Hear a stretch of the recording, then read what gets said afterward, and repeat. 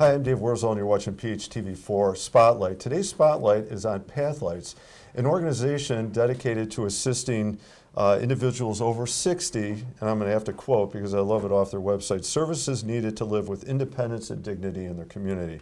And that seems like a great idea to build an organization around.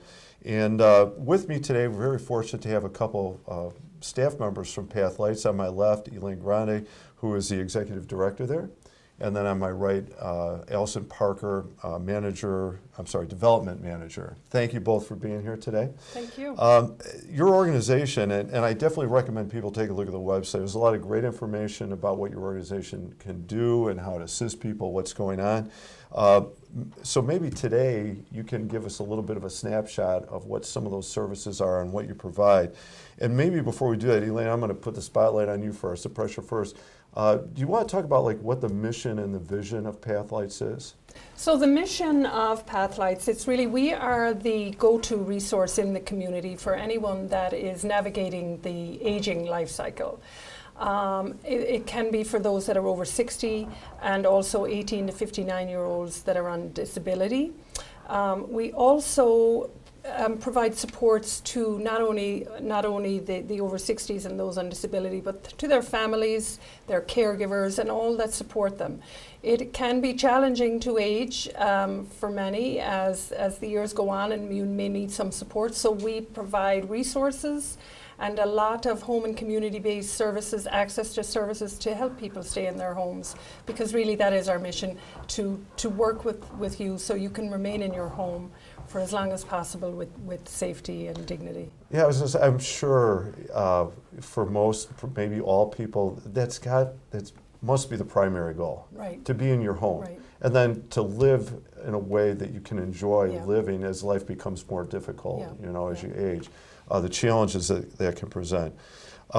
So maybe then, that's a good transition. Do you want to talk about, for example, what are some of those services that people can, get through Pathlights to help them live that way, the independence in their home? Yeah.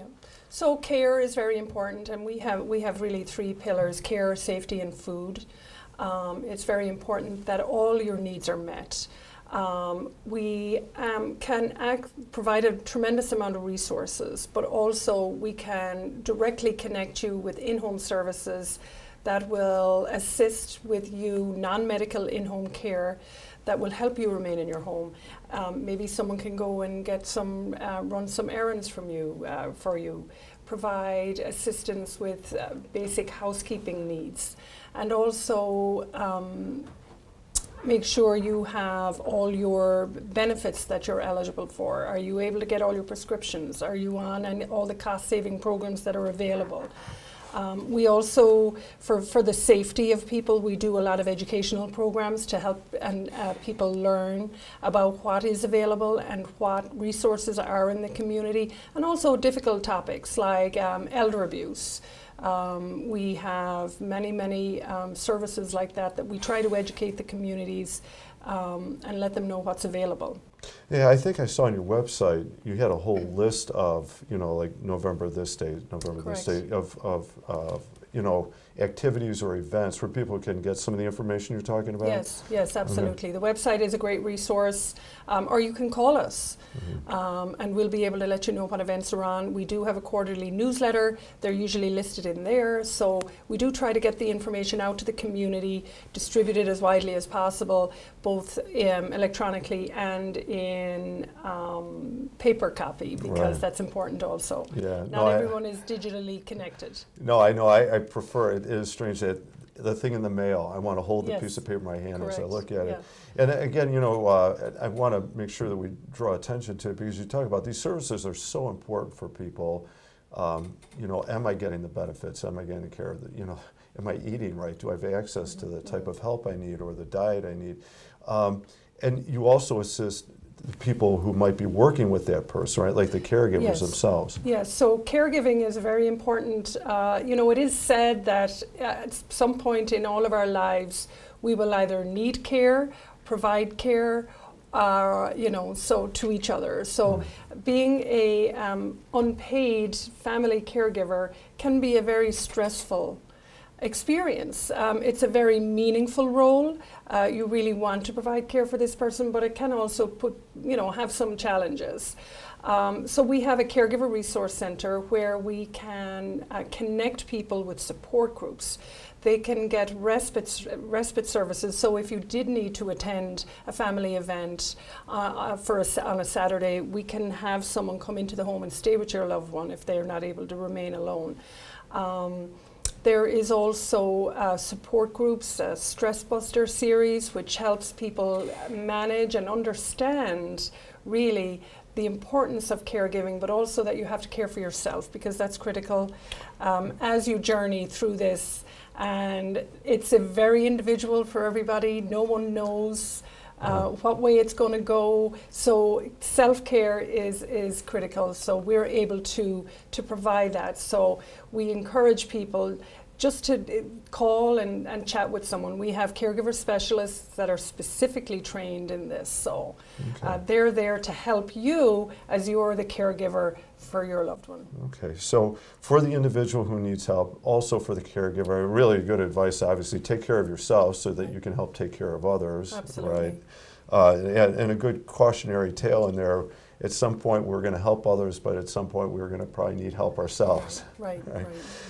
Maybe there was kind of you had a line in there. I want to kind of come back to this. We're on the brink of the holidays here, and so I know you offer a variety of services and a variety of events and educational opportunities for people about these services. With the holidays coming up specifically, can you talk about some tips for either the person who needs help or the caregiver? Sure. On how to move into the holidays or navigate them? So the holidays can be a stressful time, obviously, and we all want them to be perfect, but it's important that we take a moment and stop and say, what's meaningful for us? What's important? Is it okay if we don't bake those cookies this year and distribute them? Is it okay if we don't have all the decorations that we usually have? I think it's important to focus on what's important during the holidays and what's meaningful, and try to, maybe you can't send cards to everybody, but maybe you'll pick up the phone and, call a few people. If you have older adults in the home that have some capacity issues or maybe mobility issues, be careful about the decorations. Extension cords, flashing lights can be confusing. Candles can also be a problem at times. So it's important to try to create a safe environment, make sure it's safe. It's also, many times you may not have seen your aging loved one for many months because you're coming in from out of town, and you may observe some changes. It's important to connect with us if you have any questions. If you're concerned, say, I'm not sure they're eating correctly. Maybe we can connect them with home delivered meals. I'm not sure if they are able to navigate the home anymore. The stairs are getting difficult. Call us and we can provide resources, or we can connect you with possibilities. Self-care is very important for yourself as a caregiver. Ask for help. Don't be afraid to reach out to others and say, the holidays are a very busy time. Are you able to help me with one or two of these tasks? Because you're trying to juggle but maybe your job, your family, as well as still providing the care that you always provide. And keep it simple. It doesn't have to be elaborate. It doesn't have to be, sometimes just enjoying being present with your family in that moment, or enjoying, the atmosphere in the home. And a lot of good tips there, whether or not how to reduce the stress or anxiety. We love them, and we want them to look like something fabricated in a movie, but maybe that's not what real life is. And maybe there are better or simpler ways to enjoy the holidays, and at the same time safely. Right. Right. All right. Thank you, Elaine. All right, Allison. I'm going to spin the spotlight back this way. We've alluded to it, a few times now. Events or things that Pathlights hosts for people or caregivers. Can you talk about what some of those are and what's coming up over the next few months? Yeah, so we have our support groups for caregivers and things that we run monthly. But really the holiday season is right around the corner, and with that we have our Holiday Give fundraising campaign. We are hoping to raise $25,000 by the end of 2023. And so the giving campaign is going to kick off on Giving Tuesday, which is November 28th, and it will run all the way through the last day of the year, the 31st of December. So if you're able to make a financial contribution and give on actual Giving Tuesday, the 28th of November, then your gift will be matched by a gift from generous matching gifts from our board of directors. So we're really hoping to get everybody excited and to donate on that first day of the campaign, but then don't forget about us because it does run all the way through to the end of the year. Can I ask, and maybe that's a good, because I'm going to ask you to talk about this a little bit later on, like if people either want to volunteer with Pathlights or they want to donate, how Pathlights functions financially. I mean, it sounds like it's based on these donations. Yeah, if it wasn't for contributions from the community, local organizations, things like that, we really wouldn't be able to do all the things that we are doing. And it's so important for the community to help their neighbors. We also have funding through different grants and programs that way. But really the individual donations are just so important and really help us to continue with our mission and support more people in the community. Yeah, incredibly important service you're providing, and this is a way for you to not only keep functioning, but if somebody out there wants to help, this is a great way to assist. Yeah, right? It is, definitely. Okay. Go ahead. So I didn't want to interrupt. Do you have other events along with that campaign, the giving campaign that's kicking off on the 28th, we actually have a lunch and learn event that is also scheduled for the 28th. It is a lunch and learn that will talk about caregiver supports and resources. So kind of again with this holiday season, it's so important for caregivers to take care of themselves, and it's going to be an education that talks about what are the needs of caregivers and just really educating folks about why it is important to support them. I think a lot of people don't quite understand the depth of the role and the needs that they have. And so this way we can kind of educate folks on that, then talk about the resources we have, how we can support them, and then again, it is on Giving Tuesday, so our hope is that maybe folks would like to give a little more while they're there as well. It is a ticketed event with lunch and things like that. So to register, you visit our website. There's a registration link. It's a $25 ticket for the lunch. Okay, good. It sounds like a great event, but also really, I think about for a caregiver who maybe has a family member or a friend that needs help, a really nice way to get some reminders on how to take care of yourself, but also assist that person at the same time, right? Yes. How to navigate or manage that a little better. Any other events you want to mention coming up? Even coming up this week, actually, on Thursday, the 9th of November, we have a business after hours event as well. That's from 5 to 7 at our offices just right here on College Drive. It's a great way for folks to just casually meet some of the staff members, learn more about what we do. There'll be a little wine raffle and some nibbly bites and things like that. So it's just a real casual way to come in and kind of meet some other folks. It is going to be held in conjunction with the Payless Area Chamber. So we're hoping some chamber members will also be there, and we can kind of network with folks and get to know other people in the community as well. Okay, good. A lot going on. Yeah. And you have things going on every month, though, is that correct? Every month, and it's always changing. The topics of our educational events are always changing, and we're doing a lot to help folks understand how to become more financially stable. We do a lot for caregiver trainings on all sorts of different topics for caregivers.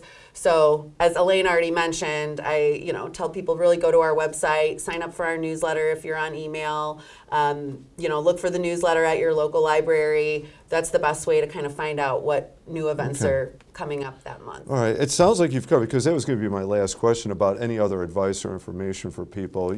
Check out the website. Look for the newsletter. They can easily call, or stop in, it sounds like, to Yep. visit and pursue questions that way as well. Anything else, Elaine, if we cut it? Well, No, I would encourage people to call, or if you even if we can't provide the the specific resource you're looking for, we have a tremendous amount of information, and we'll be able to direct anyone to the organization or the entity that would be able to assist them in that specific need. So we do have a tremendous amount of information available. So just call, just pick up the phone, we'll call. We have people that are specialists in information and referral, and provide all that assistance and can direct you in any way and provide you with options that are available. good. Well, thank you. And again, it's such an important service. And I think there's got to be peace of mind or comfort in people knowing that, I'm going to go for help, and even if they can't address the specific thing, they can help me get to where I can get that assistance, right? Yeah. Yeah, okay. Yeah, it's a complicated world Oh, to it is. navigate out there. Oh, so and so many different problems Yeah. or challenges that Yeah. need to be Yeah. dealt with or overcome. Okay. Allison, thank you very much. Thank you, Dave. Elaine, Thank thank you you. very much. I wish you both the best at Pathlights, and Thank also enjoy the holidays coming up.